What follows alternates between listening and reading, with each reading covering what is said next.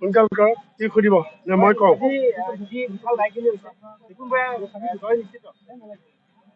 আমাৰ জয় নিশ্চিত অলৰেডি বৰচলাবাসীৰ ৰাইজে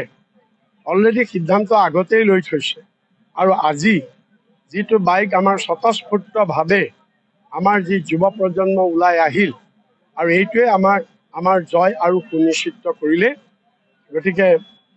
ৰাইজে যিটো বিচাৰিছিল যুৱ প্ৰজন্মই সেইটোকে বাস্তৱত পৰিণত কৰিব বিচাৰিছে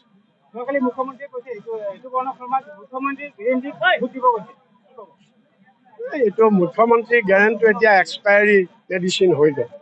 এতিয়া মুখ্যমন্ত্ৰী হিমন্ত বিশ্ব শৰ্মা এতিয়া এক্সপায়াৰী তেওঁ আৰু সেই মামা কেৰিশ্মা নাই তেওঁৰ এতিয়া সেইটো নাই এতিয়া মানুহে মুখ্যমন্ত্ৰীক এতিয়া এটা আধা পাগল বুলিহে জানে এতিয়া আধা পাগল বুলি জানে নাই এইটো জয়টো নিশ্চিত হৈছে তাৰ আগতে ৰাইজে নিশ্চিত আগতেই কৰিছে ৰাইজে আজি আমি কেইবাদিনৰ আগতেই আমি গম পাওঁ ৰাইজে জয় নিশ্চিত কৰিছে চাইলেণ্ট ভোট হ'ব কিন্তু সেইকাৰণে আজি যুৱ প্ৰজন্ম স্বতঃস্ফূৰ্তভাৱে আজি ওলাই আহিছে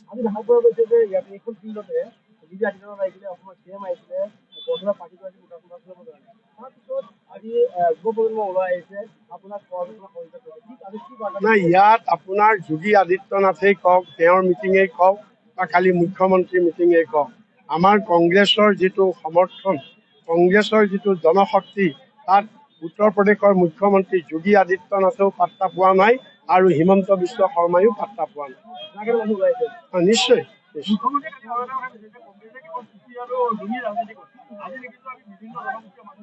তেওঁৰ এখন মুখ্যমন্ত্ৰী একেখনেই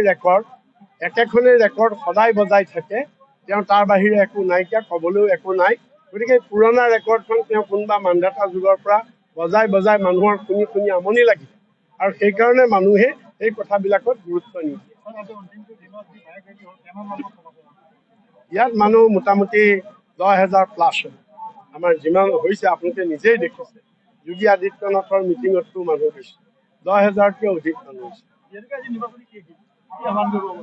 ৰাইজক আমি আহ্বান জনাম সকলো ৰাইজে বৰচলা আৰু গোটেই অসমত ৰাইজে বিজেপিক প্ৰত্যাখ্যান কৰিব লাগে বিজেপিক পৰাভূত কৰিব লাগে আৰু কংগ্ৰেছক ৰাইজে আমি পুনৰ কংগ্ৰেছৰ চৰকাৰ ৰাইজে প্ৰতিষ্ঠা কৰিব লাগে হ'ব